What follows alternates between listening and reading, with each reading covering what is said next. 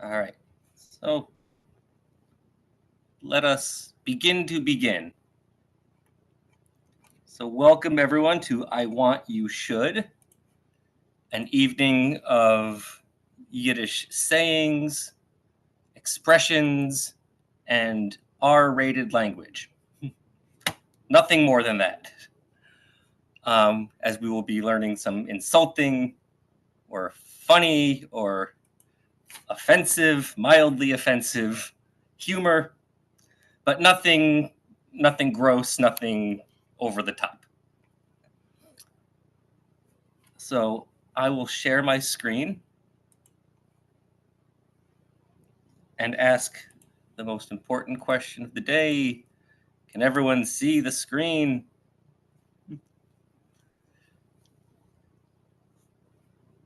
You can nod, thumbs up, say yes, no. It's going. I've not had this big of a crowd in a long time. I I'm can see used it. to. I can see it. Are you only on the top? Maybe you meant to. Huh? On the top of my head? These fish you show us the rest of their. Oh. All right. I think that's what was in. So everyone can see. Welcome all. Yeah. Yes. Okay. So Evo lets me do these, one night stands of Yiddish education for people that like Yiddish. They spoke Yiddish as children. Maybe you're taking a Yiddish course now, maybe you not, but for some reason, very good reason, you still love the sound of Yiddish and you want to learn how to sass your friends, should you like. So I have presented a program sort of about the Yiddish curse, about the Yiddish expression, the Yiddish insult, and then we can see how they look and take a look at some of the funnier ones, the more obscure ones, the stranger ones from our shared tradition. So to separate this hour and a half, whatever it is, hour and some change from the rest of the day, while YIVO is by and large a secular organization, I do like to differentiate this time from the rest of our evening with the blessing that we traditionally make over learning a piece of Torah. But for our benefit, we have it in Yiddish. So you can answer or respond however you like to if you hear a blessing. If it's not your language, then just let it roll. So as we like to say in Yiddish, Gläubt bist die Rabbeinu shel Olam, unser Gott, der König von der Welt, was hat uns geheiligt mit seiner Mitzvahs und befeuillen sich zu lernen die Rede von Torah. So welcome everyone to Yiddish land. Population 54. That's pretty good. That's pretty good. So maybe you're asking, how do we define Yiddish? What even is Yiddish? And there are multiple Yiddishes. There are many Yiddish languages, many Jewish languages. Yiddish is just sort of like the main one, the one that has the biggest literary canon, and certainly the most widely spoken diasporic Jewish language. But we can define Yiddish as any way, any manner that Jews talk to each other or communicate something unique to Jewish life. It's a very safe, broad definition. So maybe you're asking, well, what makes something Jewish? What makes a curse Jewish? Other than the fact that it is in Yiddish. So before we talk about what we say a Jewish curse is, we can separate by what it is not. So we can define it in these ways. So Jewish curses are not generally sexually explicit or sexual slang like in English. This is not how we express insults. If you listen to any type of foul-mouthed comedy, you will hear a lot of English sexual references. Yiddish doesn't do this. We have a much different relationship with sex and our bodies. And Yiddish curses are also not like anti-Jewish. They don't make, anti-Jewish or anti-Semitic, statements for shock value or for their offense. They usually like to punch up at, our enemies, our oppressors, our anti-Semites, but it's usually never against Judaism itself. Something that's sort of interesting to think about, and if anyone has any more on this, that in French-speaking Quebec, where there's English speakers and French speakers, the English speakers, the Anglophones, their insults and their curses are all sort of like ours, body focused, sexual focused, very things like that. And the French insults tend to be more against the Catholic Church and these these blasphemous sayings that are supposed to be very upsetting to the Catholic seichel. So every culture has their things that they find taboo, the things that you do joke about, that you don't joke about. That sort of is the basis for being offended or shock value in our insults. So Jewish insults are, or are curses, what are some of the characteristics that make something Jewish? So they tend to be very body-centric, but not in a sexual way. They tend to be very health and wellness themed. A lot of obsession with digestion, going to the bathroom, kishkis, pain in certain body parts. So it is a very in der Guf, body-focused type of humor or mentality. The Jewish curse often punches up rather down, and it's, who is it trying to offend or who is it targeted at? Oftentimes in humor, you can tell if the comic is punching down at a people or punching up with, subversive humor or jokes that, show inequalities. And Jewish does this as well. Jewish curses, Yiddish humor can also be rather self-deprecating in its approach of humor.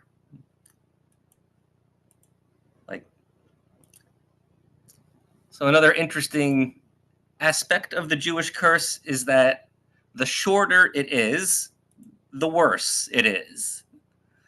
Jewish curses are meant to be, when they're meant to be hurtful, it's just meant to be short and sharp.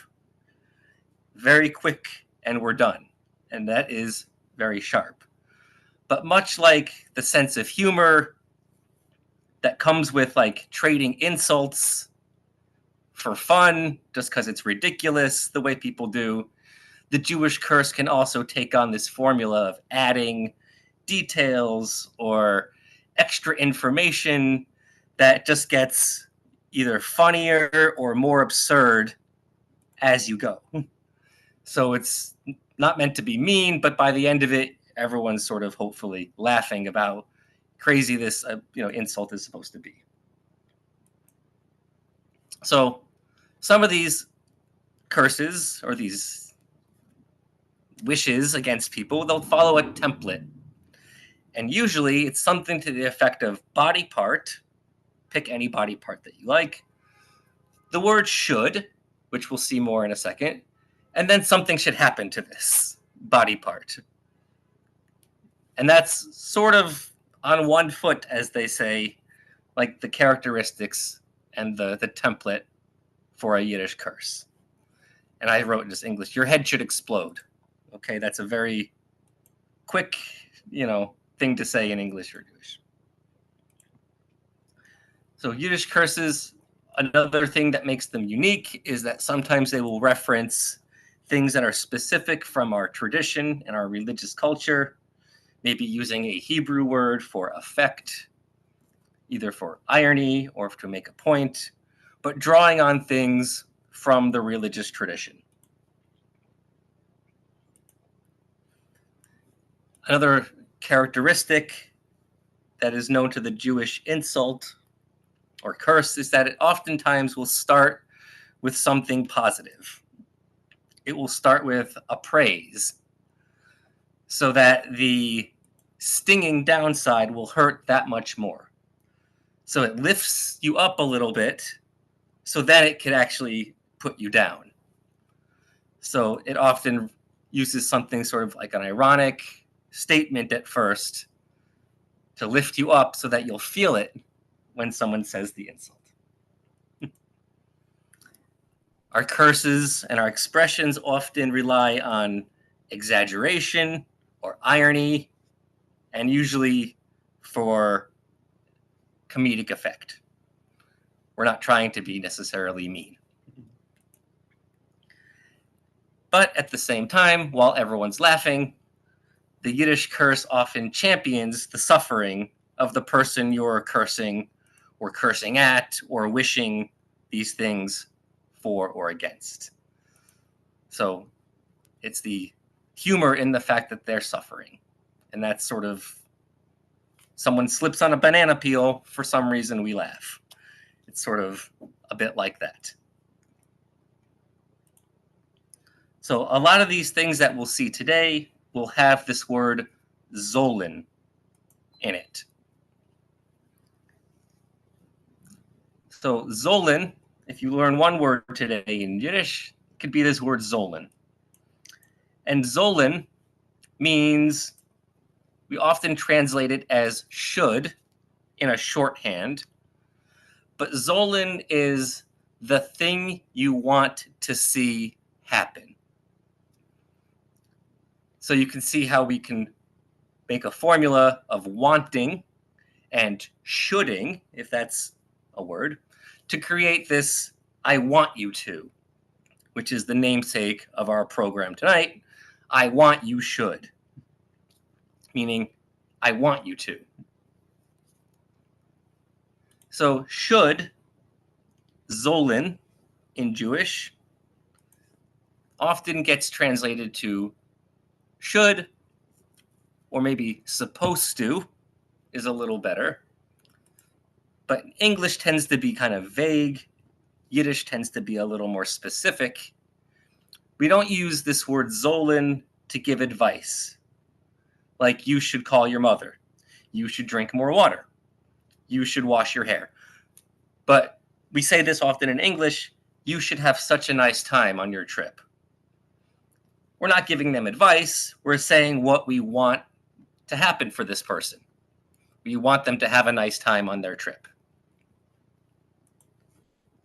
So before we see any sort of curses or examples, does anyone have any questions or complaints or comments? Yeah, when you say gay and red, that's not a body part or anything. I mean, it's your whole body going in the your whole body in the air. Going to hell. Yeah, your whole body in the air.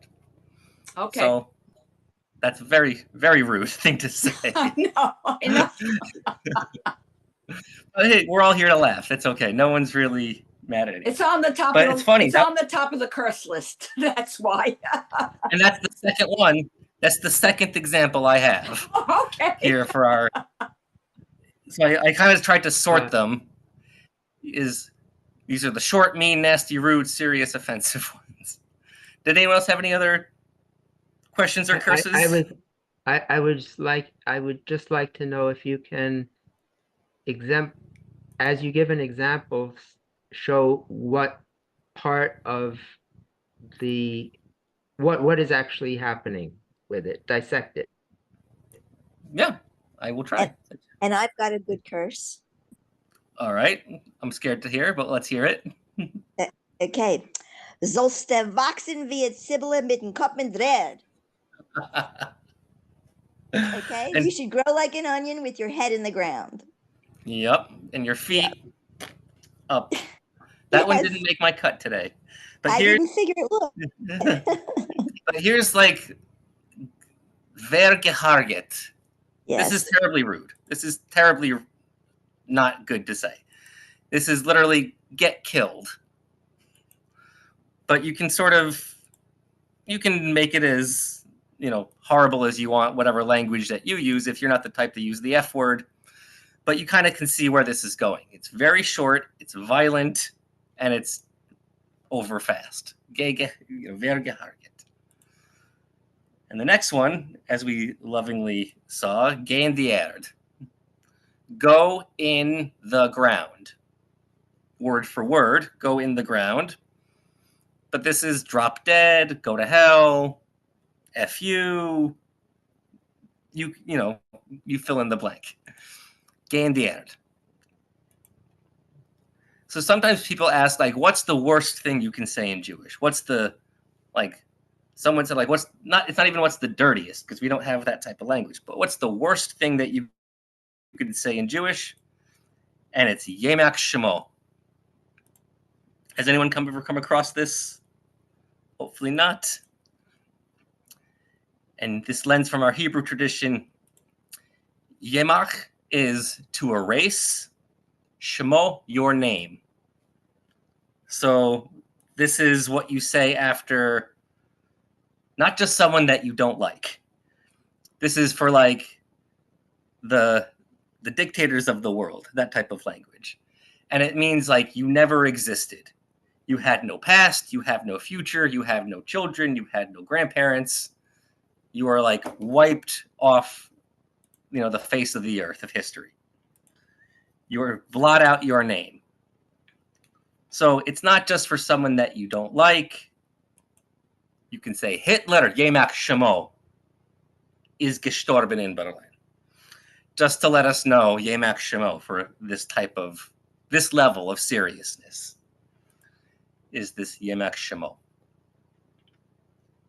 So there's also ones that are mean, funny, cruel, ironic, strange, and that invoke suffering. And some of these are shorter, some of these are longer. Der Kopf soll ihm herab. The head should him down, but this is his head should fall off. Right through the mud. Here's another good one, beginning our intestinal journey through the intestines. Es soll dir dunneren in Bauch und blitzen in die Häusen. It should to you thunder in your stomach and lightning in your pants. So some of these you don't need your imagination for, some of them you do, but this is definitely a lot of kishkes and intestinal, problems that we have. You can see it come to life with this good one. Läuft sollst du. So you should run. In Beis HaKisa, fancy word for bathroom or toilet. Jede 3 Minuten, every 3 minutes. Oder jede 3 Chodoshim. So you should run to the bathroom every 3 minutes or every 3 months. Whatever one is worse. Keeping up with the kishkes, this one is just kind of strange and outdated, as phones don't have kishkes anymore. But this one's just rather threatening and strange. I'll make your intestines into a telephone. Ich will machen von dein kishkes a telephone. This sounds like you're very mad at someone. Grammatically shouldn't be gay in the erd, since erd in feminine. Gay in der. Oh, good question. Wondering that as well. Oh, wait, because it is dative. Oftentimes, there's a whole chat world. Oftentimes, it's just like smushed into one word. Gay in derd. It's dread. Derd. Yeah, you are correct grammatically. It should not be D, but der. Gain. It is. Thank you. There's a saying, when the students teach the teacher, Hashem is in the room. Thank you. I realize there's a whole like ecosystem in the chats. Is this reference to execution, beheading, or a wish that would happen naturally? I think it's a wish that it would happen naturally. Gay, the air, probably from the coiled up telephone. Yes.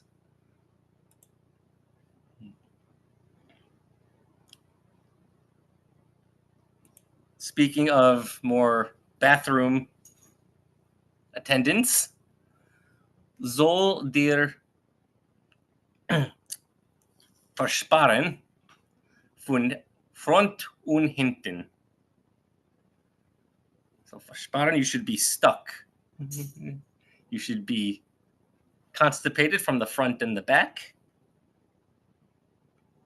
Very, very bad situation.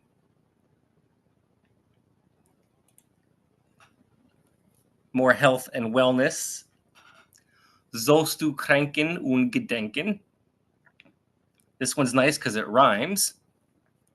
You should get sick and, and remember it. Also very threatening. So my favorite one, these were in order. I lost my order. Where's the best one?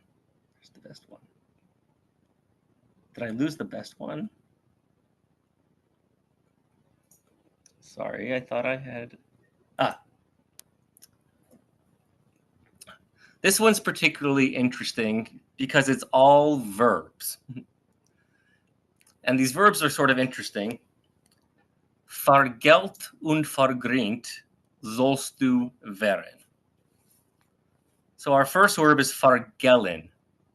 And anyone that has a little Yiddish, you can see the word gel in the middle of that, which means yellow. And turning it, like turn yellow into a verb, like how plants will yellow if you don't water them. So vergellen means to wither, or like to yellow, to weaken. And sort of the same idea behind vergreen. You can see the word green inside it. And usually, if you've ever seen a cartoon or a comic book, when a character's face looks green, that's usually an indication of they're going to throw up, they're sick, they're ill. So that's the same idea as a verb. Vergreen is like you should get sick. Sollst du werden, you should become. So this one's rather serious as well. It's right through the mud, but these verbs are quite nice.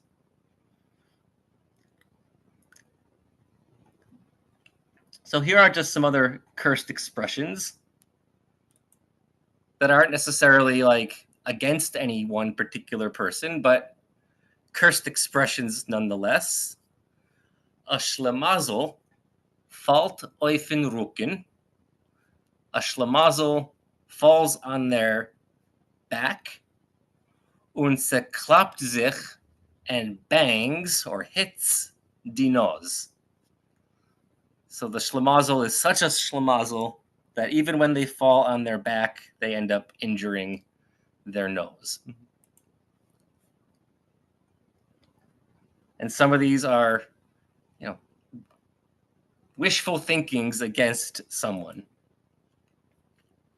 As soll oropschlingen a schirm, that he should swallow down an umbrella. Und es soll sich ihm öffnen, and it should open itself up in Bauch, in his stomach. So So he should swallow an umbrella and it should open up. Also some more cursed expressions. Wenn soll handeln mit Licht, when or if, the hypothetical when, he deals in candles, Licht, wollt die Sonne nicht untergegangen. So if he were in the candle business, if he dealt in candles, then the sun would never set. Thus, wishing him poor business.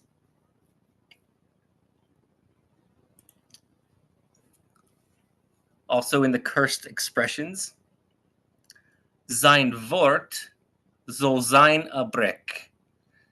If his word should be a bridge, wollt ich Moira gehabt, I would be afraid, über zu gehen, to go across it. If his word was a bridge. So, questions, complaints, commentary so far?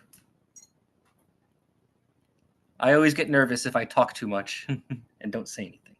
Yeah, I had a grammar question about the Zun, which is, I guess, the previous one. The sun not setting. Yeah, shouldn't it be untergehen? After Zoll, you would need an infinitive. It's after volt.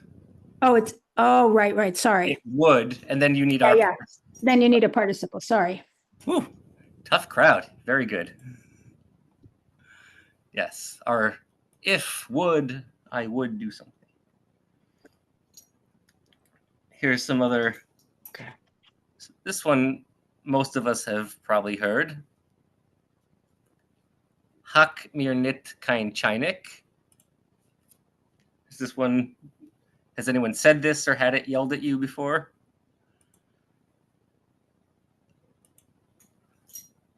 Hak mir nit kein Chinik. Yep.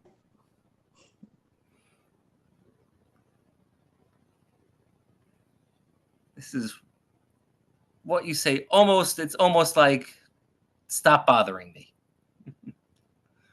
Almost means go away. Leave me alone. But if you take it apart, I translate it, don't bother me, which is a very short translation.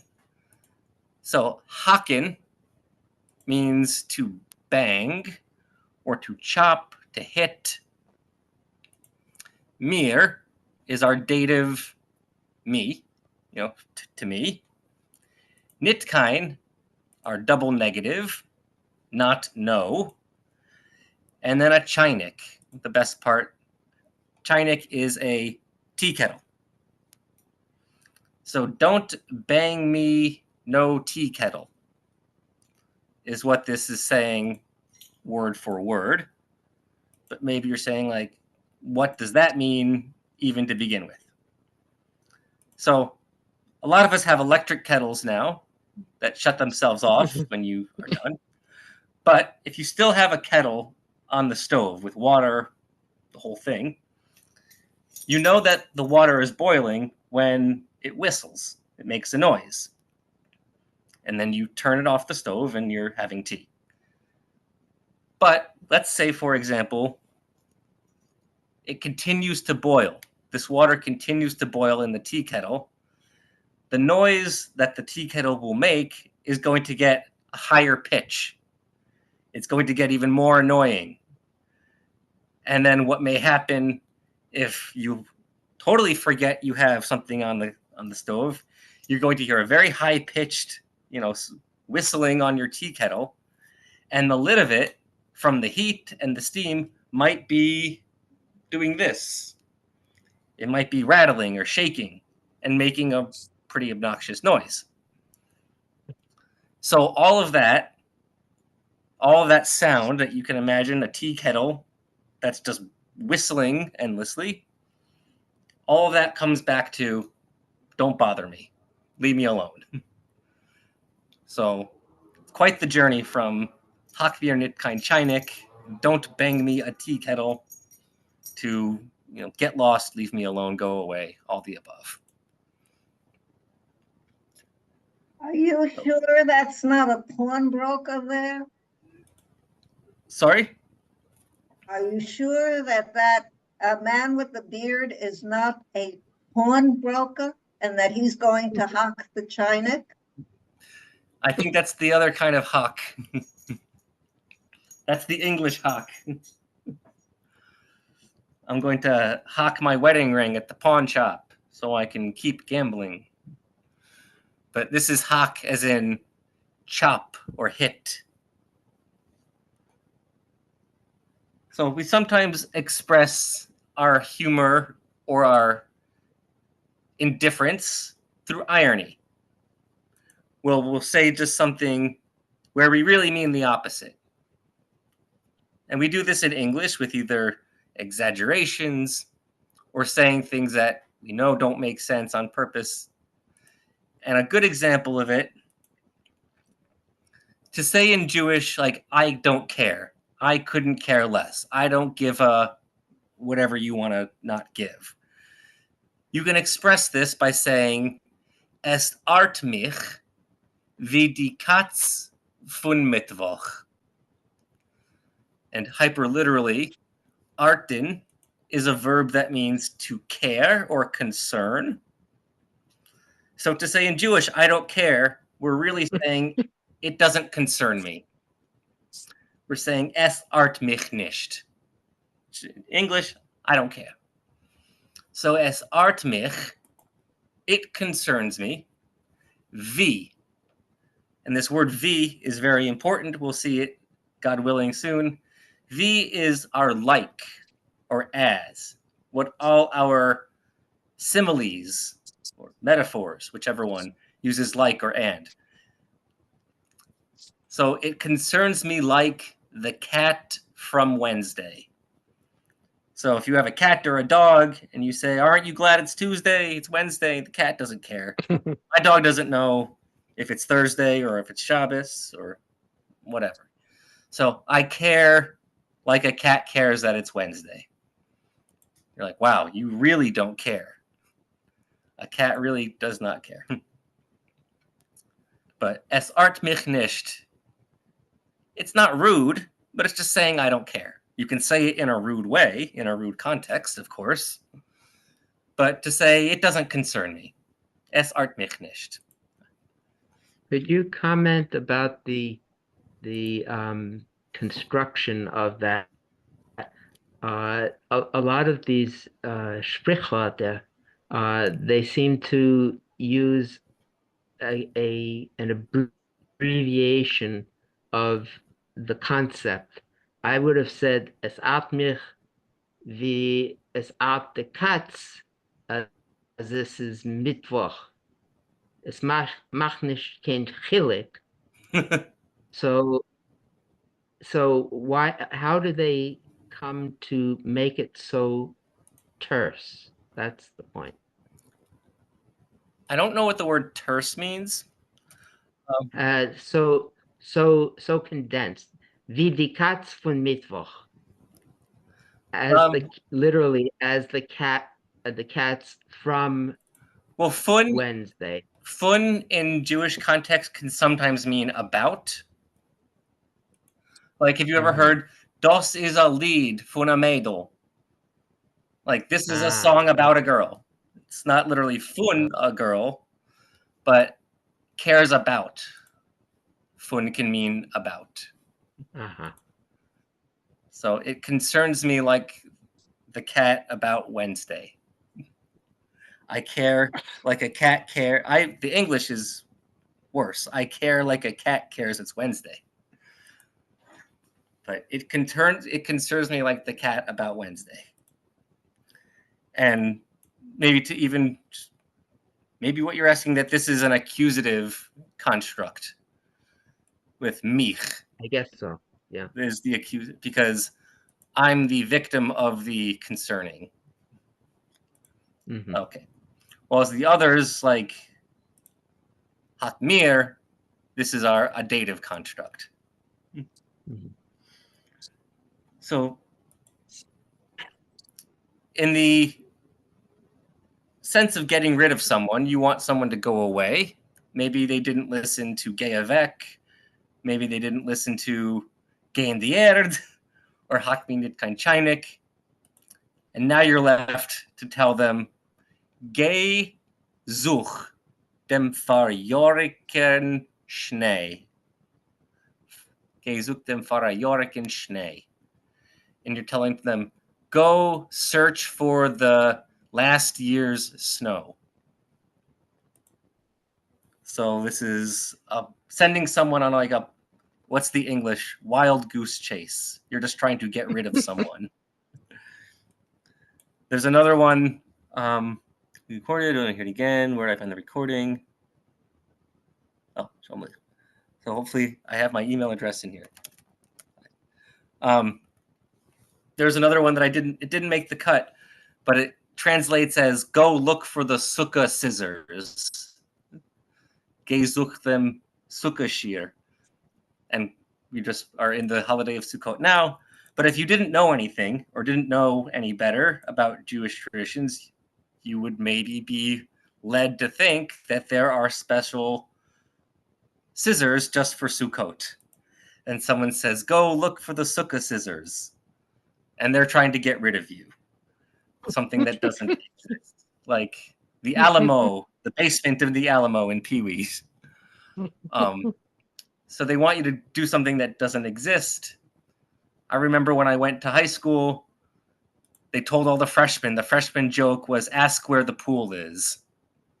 Is the pool on the third floor? And the joke is there's no third floor and no pool. So to a freshman, this was like, supposed to be funny. So if you don't like looking for last year's snow, you can look for Wind in Feld. You can go try and find some wind in a field. This is also quite impossible to do.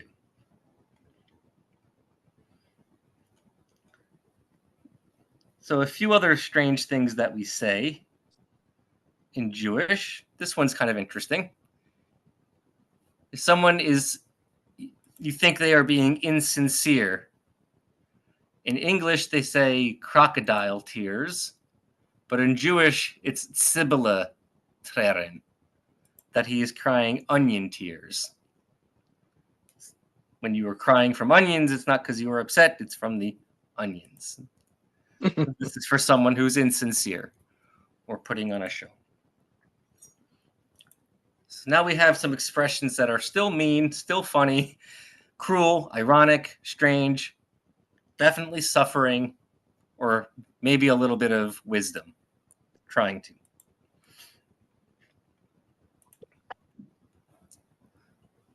So this one's not good or bad. It's just very neutral. Die ganze Welt, the entire world, steht auf der Spitzzung. The whole world stands on the tip of your tongue. And this one's not too much of an imagination. Everyone knows the power of a kind word and a power of a nasty word in hearing or saying. Someone could have a very good day, or you can ruin someone's day with saying bad things to them. And in Jewish, we tend to have a tradition that our world was spoken into creation with letters and words. So I can't imagine if our world was spoken into creation with profanity, God forbid. Again, I'm noticing something here. Die ganze Welt steht auf der Spitzzung. This, but you translate it as the whole world stands on the tip of your tongue. There is a kind of encliticization, a shortening, and an elision. You're in Yiddish, you don't say die ganze Welt steht auf der Spitz von dein Zung. Right. Yeah. So what is it that it's stronger auf der Spitzung? Why is it that they don't use the personal pronoun. I guess it's just the answer is because in English we would say of your tongue. Because we don't, So in it's Jewish, you're right, but idiomatic. we don't decline body parts. It's just this Spitzung is, it has to be a person in English. If the tip of the tongue would be Yeah. the tip of the tongue. Uh-huh. Like, another funny thing is, to the point, when you're washing your hands in Jewish, you say, Ich wasch sich die Hand. You Mhm. don't say, Ich wasch meine Hand. Yeah. Because the second one sounds like you have a collection of hands in a dish. Die Mama, Right. die Tate. Yeah. Yeah. Like, Ich So- wasch, sorry? Yeah, Question? I actually have something that I think will help. There really are two issues in that question. One is, why is there no preposition? It's just Spitzung without of. And that's just how Yiddish does it. It doesn't separate the part from the whole with a preposition the way English does. But the other thing is that other languages also don't use a personal pronoun when they're talking about a body part because it's obvious. It's sort of the default. Yeah. And Okay. you only use a pronoun, like a possessive adjective or whatever it is, when it's somebody else's, like she washes the child's hands or his hands. No, then it turns into a dative, Ich wasch ihm die Hand. Like, I'm Right, washing his right. hands. But if you don't do anything, the default is the assumption that it's your own. Okay. Thank you. Correct. And like in English, I say like a cup of coffee or a glass of tea, but in Jewish, it's just a glas tea or, a teppel kave. We don't have, a preposition between our cup and our coffee. Yeah, that term for that is partitive. Oh, cool. Partitive. Yeah. And there is someone joining the Zoom. Better late than never. Oh, this one, some of these are kind of obvious in what they're trying to convey. A doctor tormentet Vincent a good year. Don't wish a doctor a good year. And why would we say this? Because a good year for a doctor is People to be well. everybody else. Right. There's the old joke where the guy goes to the doctor complaining of chronic pain, blah, blah, blah. And the doctor says, that's great. The guy says, how can you say that? I'm in such pain. And the doctor says, well, I just bought a boat. And I need you to pay for it. Okay. But yeah. And in Jewish, we have metor nicht. You dare not.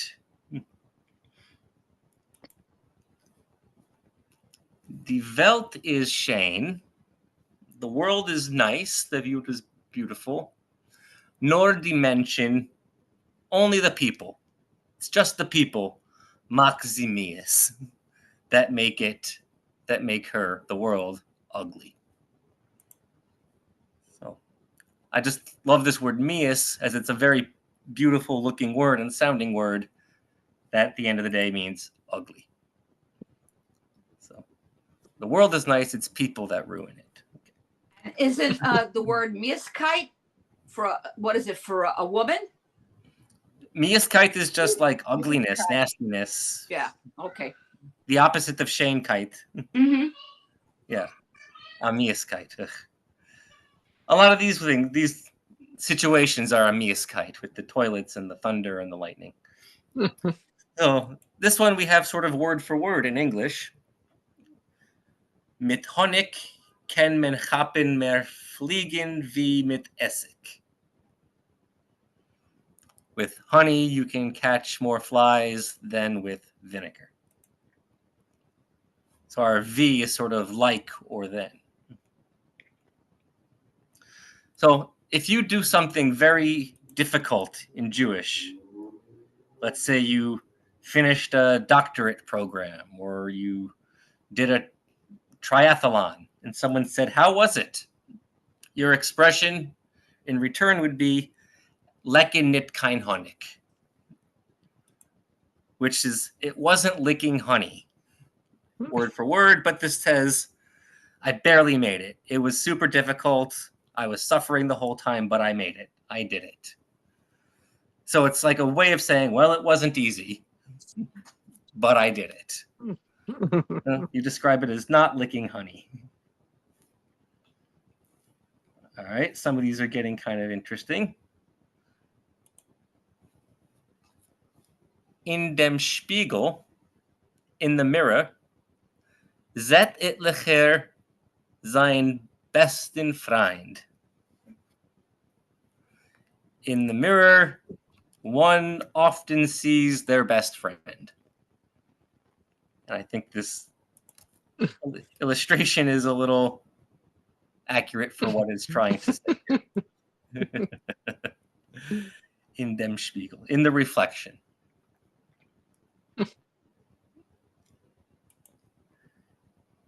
So we also have love and heartbreak, a Tropfen Liebe, a drop of love, bringt amol, brings sometimes, a Yam Tränen. And here again, we have Yam Tränen, a sea of tears, or an ocean of tears. A drop of love can bring sometimes an ocean of tears.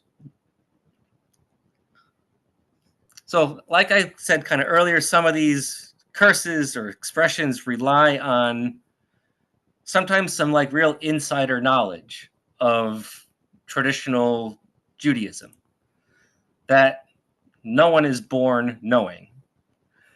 But the humor kind of can, the more you know, the funnier, the more jokes you get, I suppose. But in English, something can be sold like hotcakes. The tickets sold like hotcakes, the books sold like hotcakes, because we love hotcakes in English. But for something to be sold very quickly or go very quickly in Jewish, it's expressed with mechot est zechapt, the matzah Wasser. And if anyone has made matzah at home or in a matzah factory, you don't have a lot of time between you get the flour wet and you have to have it in the oven for it to be matzah.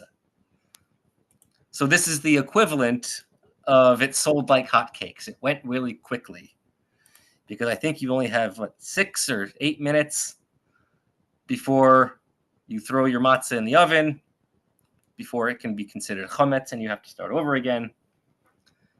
But it's that piece of wisdom that you have to make matzah very fast. You have just a short amount of time to work.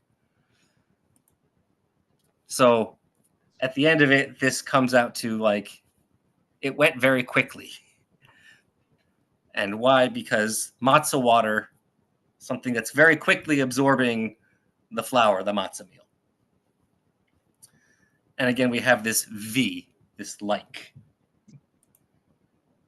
So something that is kind of interesting is this word V. And I translate it to like or as, what we make all our comparisons with.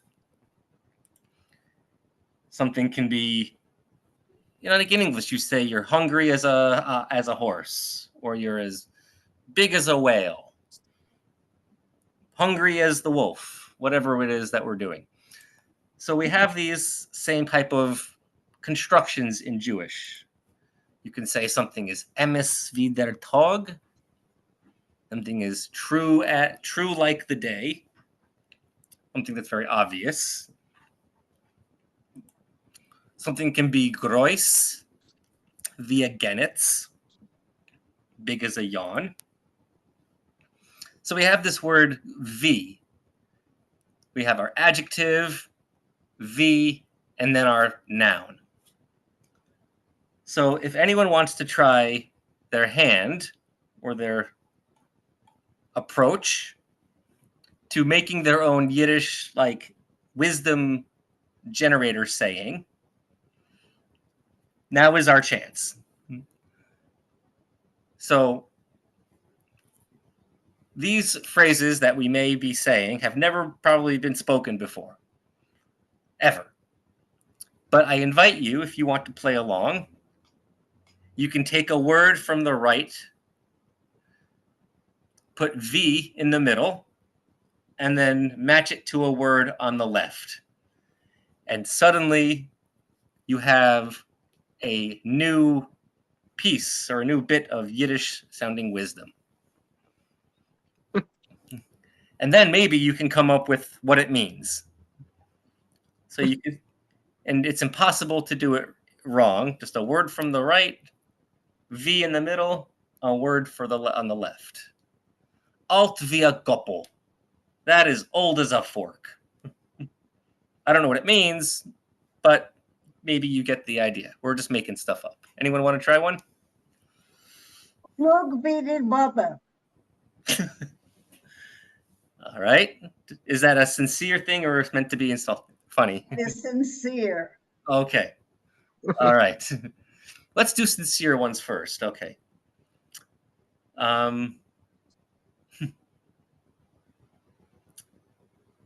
Shane via tefillah. Beautiful as a prayer.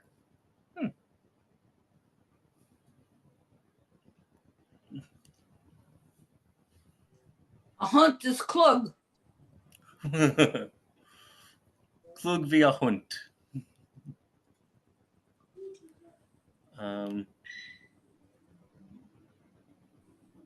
Gring via Reckel. Easy as a jacket.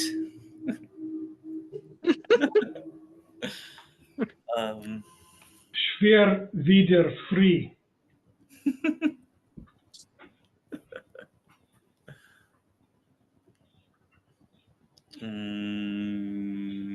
Jane Viet Sun. So Yiddish is living language. Yiddish lives. And maybe some of these will turn into common parlance. Someone will say, "Oh, alt via Reckel." No way. No way. Klug via Katz. Klug via Katz. This sounds like it could be insulting or sincere. You could take it both ways. Yeah, depends how you say it. All right. I lost one of my slides, unfortunately. Now I look for.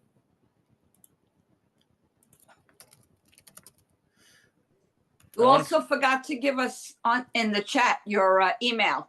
Oh, I thought I put it in there. Let me write it in right now. Avi Gesund at gmail.com. Klug wie der Wind. Grüß wir. All right, where's my last slide that I wanted to show for this point?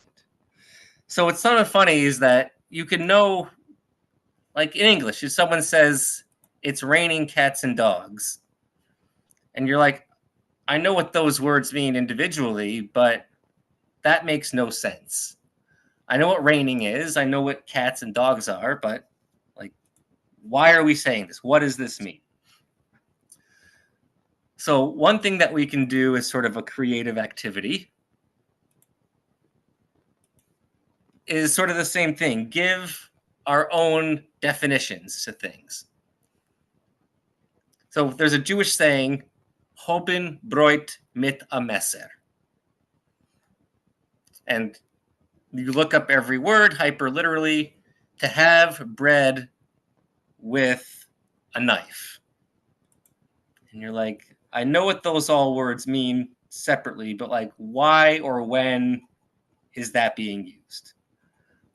Who decided to say that phrase for something? And what does it mean anyway? And someone said, oh, that's a phrase that means things are going well for you. You know, you got the promotion, your wife got a new job, your kid is on the football team, your daughter is in brand, you know, things are going well for you. You would say, Ich hab Brot mit a Messer. If someone asks you, well, how's it going?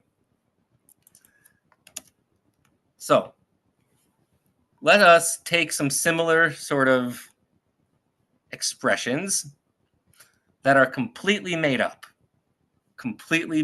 as of this morning. But let's give them a definition. So let's come up in English what this could possibly mean. Nur bei Nacht est Käse. Only at night does he eat cheese. What could this be possibly saying to us? It was He at is a a time nosher. when there were quotas, and if you filched a little more cheese than you're supposed to, you wouldn't let anybody know you wouldn't let anybody know. You just eat it at night. Oh. I think he is on a diet and he noshes at night. All right. I think he's like a mouse. Okay. Just very sneaky in general, just very quick or He's like a mouse because the mice come out at night to eat. ugh, I know. Maybe he's a secret vegan. He's not supposed to eat cheese. Actually, I do this Ah. every night when my wife is asleep. That's what I do. For all those reasons. All right. We could all be right in this context because we're all just vibing here, as they say. So what could it mean if you hear the Jewish expression that was just invented yesterday? Sie tanzt wie a fish in Teich. She dances like a fish in the river. She's It's natural. she's in her element. Okay. He's got all the moves. She's fast and smooth. She doesn't want to get hooked. Mm. Not bad. She zigs and zags. Okay. Like, you don't know what this person's going to do next.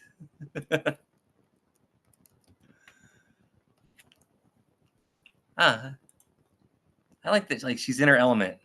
I have to Like- compliment you on all of your cartoons that you found to go with these expressions. That had to take some time. A großer Dank.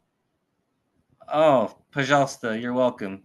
It's amazing when you speak Simpsons like another language. All right, last one. Let's make up. Hat Putter, aber nicht kein Messer. He has No, butter, but- but no knife. Yep. Butter is the way he's sweet talking everybody. Oh, like all bark, no bite. Mm-hmm. He's one Coke shy of a 6-pack. Ooh. Like he has a screw loose. He has the concept of a plan. Yeah. Yeah, right. How about Doesn't he? that go with butter would melt in his mouth? Oh, How about he's got some really important stuff to say, but he's sort of tongue-tied. He's afraid of public speaking. Ooh. Not bad. That's a little more. Could you Sorry? give us a proper saying, as Tevye would ask, a proper saying for the Vance? I don't think I understand. Well, I referred to the running mate of DJT as a Vance. Oh, So I'm looking for a proper saying or an Well- improper saying for the Vance. well, I guess the funny part that we can all the Jews are laughing that Vance means bed bugs. Correct. If that if that's humorous to you. Well, he's not, but If you didn't have the picture there, it would look like the opposite. He has bread and a knife. This one, he has butter, but no knife. He doesn't have it all.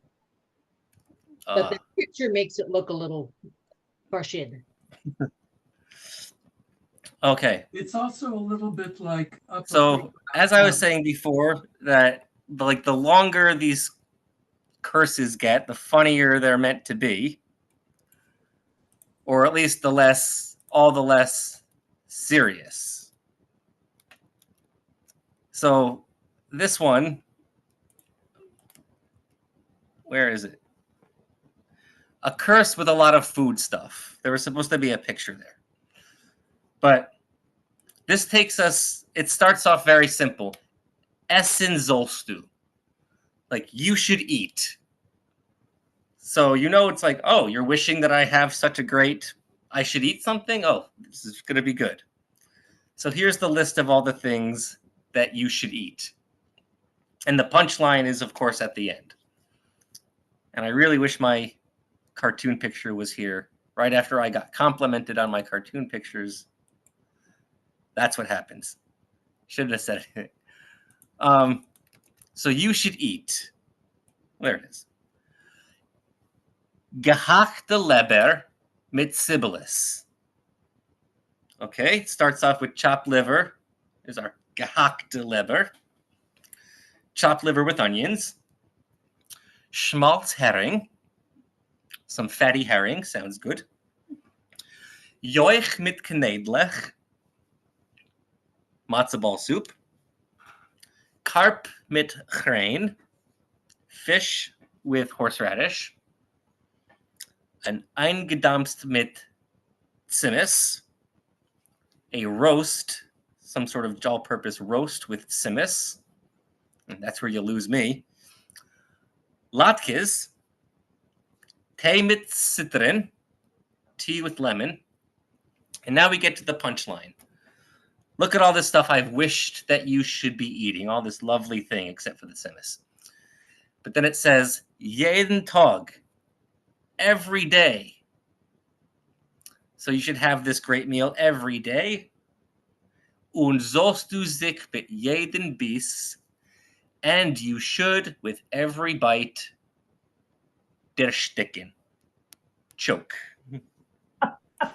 So all of that for one, rude little punchline of choke. But this has so many details that this is supposed to be funny. No, you should have, you'll say it back to someone with even more things. And at this point, it's much different than gay in the air, wer geharget, all that sort of really mean stuff. Refill. So the more details, the funnier it gets. So another popular one that lifts you up a little bit before it pushes you down. Hopen soll a groß Geschäft. A Geschäft is a business or a store. So he should have a big business. So this is not going to end well. Was me vet verlangen, soll nicht haben. What one requests, he shouldn't have. Und was vet haben, and what he does have, soll man nicht verlangen, will not be requested or asked for. So it's sort of what you have, no one wants. What you want, no one has. So the last thing I wanted to, this can go on without a limit, but there's one word I wanted to give us as a parting gift for today. And if there's one word, good word, positive word we can learn today is the word shoin. Has anyone ever come across this word shoin? Pretty. Shane. Or after. Already. Showing. Yeah. Already, yeah. Shane, very close. Shane, pretty. Shoin is already. Like if I wake you up at 3 o'clock and say, come on, time to make the donuts, you'd say shoin, and I'd say shoin. So it can be a question and an answer. Already. So there's two really kind of fun sayings that we have with shoin. And just like in English, you'd probably want to say in some way, thanks for nothing, or too little, too late, that sort of expression. You can by saying, shoin kalte kave, already cold coffee. And this implies that reheated coffee is usually pretty terrible. If you warm up coffee, it's not so good. So this is like too little, too late. Thanks for nothing. The coffee's already cold. But let's say you and your family, you don't drink coffee. You don't like coffee. It keeps you up. Maybe you say it with noodles. Shoin kalte lokshin. The noodles are already cold. Same thing, same idea. Thanks for nothing. Too little, too late. But this implies that reheated noodles or cold noodles are not so good. So the noodles are already cold. So as I leave it for everyone here currently, does anyone have any questions? In Jewish, it's always nice to know that we have 3 words for question, depending on the level or layer of question. Your all-purpose frage, like Or what's for dinner? Klutzkashes. Or a klotzkasha. Oh my God, did you see the next slide? A klotzkasha. A klotzkasha is a trick question or a bad faith question. A klotz, just like in English, klotz means a block, something that you can trip over. And a klotzkasha is like a bad faith question or a deliberately bad faith question that usually tries to derail or, the what about type of, things like that come with klotzkashas. But we have frages, kashas, and then at the highest level, we have our shailas. And shailas in Yiddish are specifically religious questions of either a moral or legal standpoint. In modern Hebrew, shaila is just question, just have the word question. And kasha means question, but like an issue or like a difficulty. Like we have in Passover, we have the 4 kashas, the 4 questions, the 4 difficulties, the 4 issues. So does anyone have any? I think I can only answer frages and kashas. I don't know if I can answer. Did you say near the beginning that you would send us the slides if we sent you an email? Yes. Your email is abigesund@gmail.com, right? Avi gesund, kind of hard. Yes. Abigesund, okay. As long as I'm healthy, For gmail.com. some reason, we can't see that. Yeah, it looks like you didn't type it in the chat. Oh, I sent it to the, oh my God, meeting group chat. Here it is. I put it to the waiting room. Oh, thank you. All right, I'm never used to having this much Zoom participation. Because, yes, I am just one person. So everyone who wants these slides or recording, just send me an email and I will send you the slides in a reasonable amount of time. So to give our learning a place to land, unless anyone had any more questions or complaints. I have a question. Okay, please. Of a particular one that I forgot, but it deals with wishing someone losing the only tooth that's left in their mouth. But I don't remember how it goes. Oh, in English, it's like all your teeth should fall out except for one, and then you have a toothache. Oh, right. Thank you. Can you tell me in Yiddish? Not yet. Like, how do you? I have a slide that has it.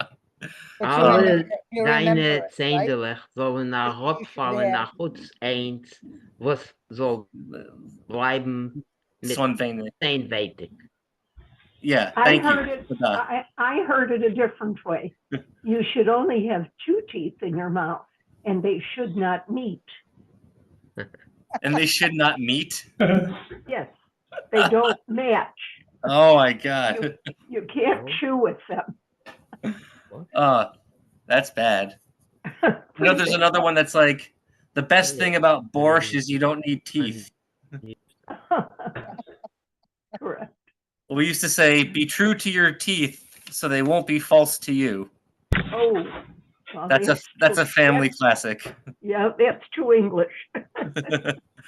Be true to your teeth and they won't be false to you. So to give our learning a place to land here on Earth, where we are all currently living together, we like to have our 3-language minimum for traditional Ashkenaz society. We have Yiddish, Hebrew, and a touch of Aramaic, never hurt.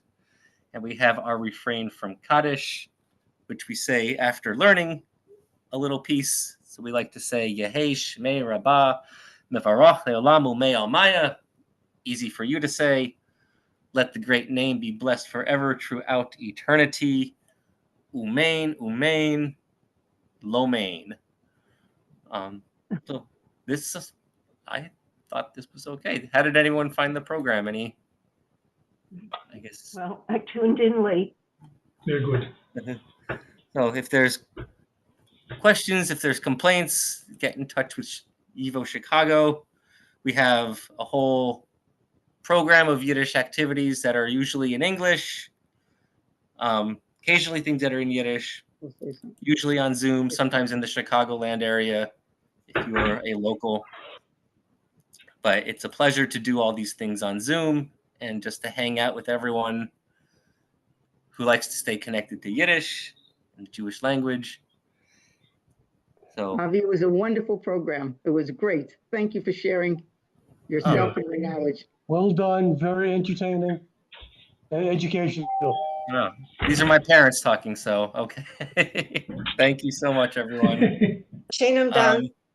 It's a pleasure. So everyone email me if you want to get the notes or the slides. And I'm happy to. Thank you. All right, have a good rest of your Sukkot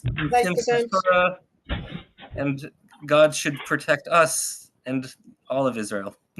Alavai. Alavai. Bye, everyone. Have a good night. Bye-bye. Seid gesund. Sei Chag gesund. Sameach Sukkot. Ha-